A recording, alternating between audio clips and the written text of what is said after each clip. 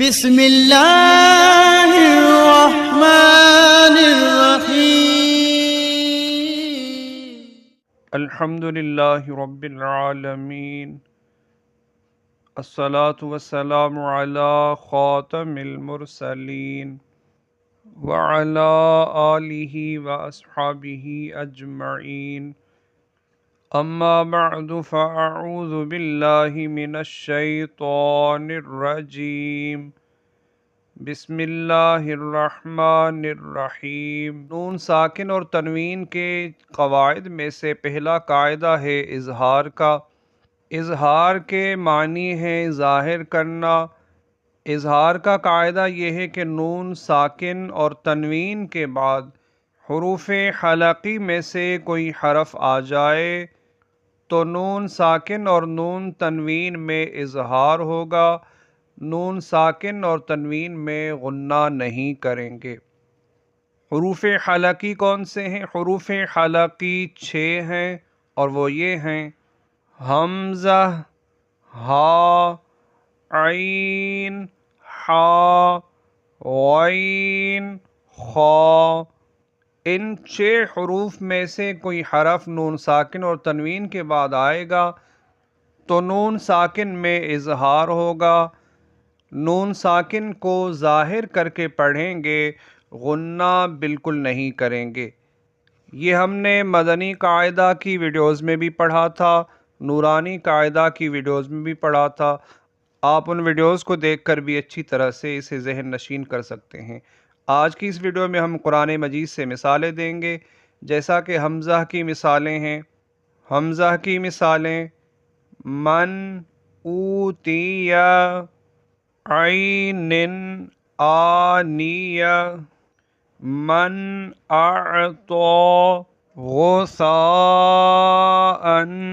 احوی، قادح ایلا، من اذن، معتد اثیم، من اخیہ۔ ہا کی مثالیں: عنہ، تنہر، ینہا، منہم، وانہم۔ عین کی مثالیں: لأحد عندہ من علق، ولیال عشر، طبقا عن جنت عالیہ، انعمت، لیوم عظیم، وَلِأَنْعَامِكُمْ۔ ہا کی مثالیں: وَمِنْ حَيْثُ، مِنْ حَسَنَاتٍ، فَمَنْ حَجَّ الْبَيْتَ، نَارًا حَامِيَةً۔ غین کی مثالیں: جلوداً غیرہا، قولاً غیر الذی، میثاقاً غلیظا۔ خا کی مثالیں: ذرۃ خیرا یرہ، من خاف، یومئذ خاشعہ، کاذبۃ خاطئہ۔ لفظ اخفا کے معنی ہے چھپانا، اسی سے لفظ خفی نکلا ہے جس کے معنی ہے چھپا ہوا۔ جیسے ذکر خفی یعنی چھپا ہوا ذکر۔ ذکر خفی اس ذکر کو کہتے ہیں جو دل میں کیا جائے، جو لوگوں سے چھپ کر کیا جائے۔ اسی سے لفظ مخفی ہے، جیسے کوئی مخفی بات یعنی چھپی ہوئی بات۔ اخفا کا قاعدہ یہ ہے: نون ساکن یا تنوین کے بعد حروف اخفا میں سے کوئی حرف آ جائے تو اخفا کریں، یعنی نون ساکن اور تنوین میں غنہ کر کے پڑھیں۔ نون ساکن یا نون تنوین کے بعد اگر حروف اخفا میں سے کوئی حرف آئے گا تو ہم نون کو ظاہر کر کے نہیں پڑھیں گے، چھپا کر پڑھیں گے، یعنی غنہ کر کے پڑھیں گے۔ غنہ کہتے ہیں ناک میں آواز لے جا کر پڑھنے کو غنہ کہتے ہیں، یعنی ہم نون کی آواز کو ناک میں لے جا کر پڑھیں گے، ظاہر کر کے نون کو نہیں پڑھیں گے۔ حروف اخفا کتنے اور کون سے ہیں؟ حروف اخفا 15 ہیں اور وہ یہ ہیں: تا، ثا، جیم، دال، ذال، زا، سین، شین، صاد، ضاد، طا، ظا، فا، قاف، کاف۔ یہ 15 حروف اخفا ہیں۔ نون ساکن یا تنوین کے بعد ان حروف میں سے کوئی حرف آئے گا تو نون غنہ کر کے پڑھیں گے۔ قرآن مجید سے ہم مثالیں آپ کے سامنے پیش کریں گے۔ قرآن مجید کی مثالوں کے ساتھ اسے سمجھنے کی کوشش کریں گے۔ من تاب صالحا ثم اهتدى أأنذرتهم تنذرهم إنسانا من صلصال كالفخار منكم أن تفشل من جاءك إن كنتم إنسانا من صلصال ينفخ من ظلم سوء فإني إنسانا من طين أن ضعيفي منشآت من دونه جميعا ثم لا تنذرون بما أنزل وما أنزل من قبلك وأنزلنا ماء ثجاجا۔ نون ساکن اور تنوین کا تیسرا قاعدہ ہے ادغام۔ دو حروف کا آپس میں ضم ہو جانا اسے کہتے ہیں ادغام، جسے انگلش میں کہتے ہیں مرج ہو جانا۔ نون ساکن یا تنوین کے بعد حروف یرملون میں سے کوئی حرف آ جائے تو اس میں ادغام ہوگا۔ نون حروف یرملون میں ضم ہو جائے گا، مدغم ہو جائے گا، یعنی مرج ہو جائے گا۔ حروف یرملون 6 ہیں اور وہ یہ ہیں: یا، را، میم، لام، واو، نون۔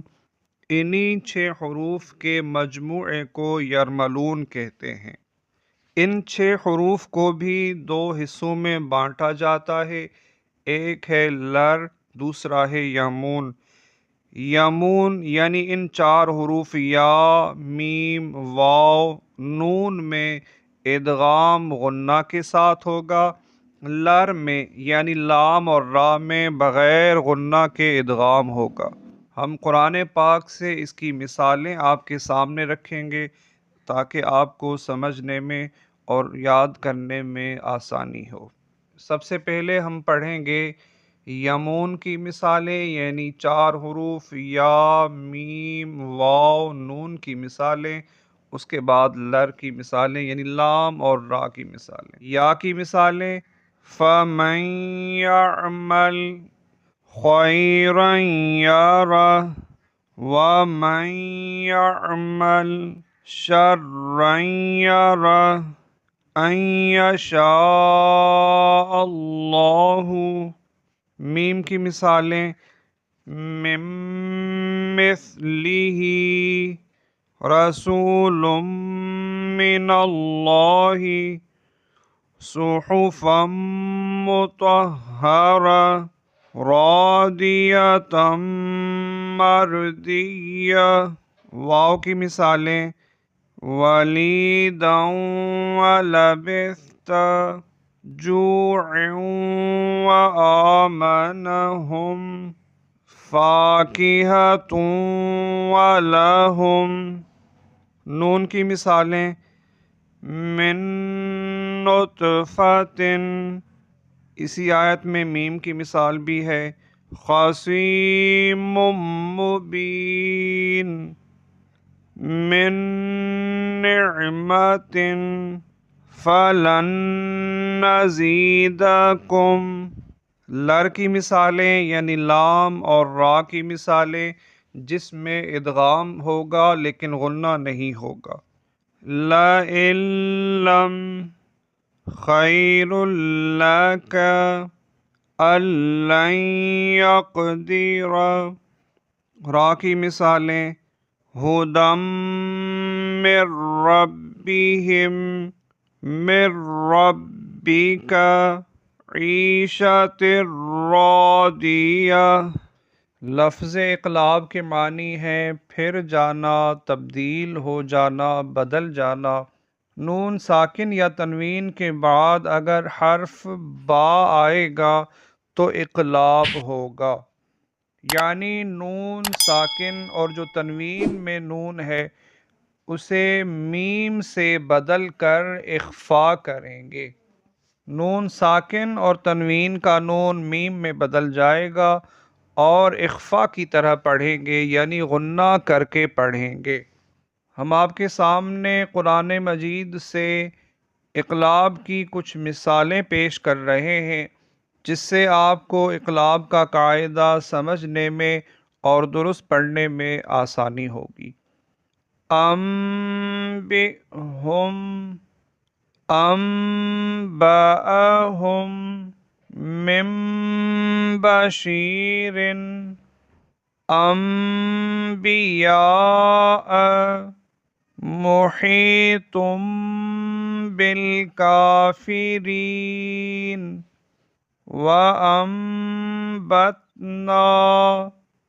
أَنبَاءِ الْقُرَىٰ أَنبَاءِ الْغَيْبِ مُصِيبَةٌ بِمَا شَهِدًا بَيْنِي خَبِيرًا بَصِيرًا سمیعا بصیرا۔ انباء بذنبہم من بعد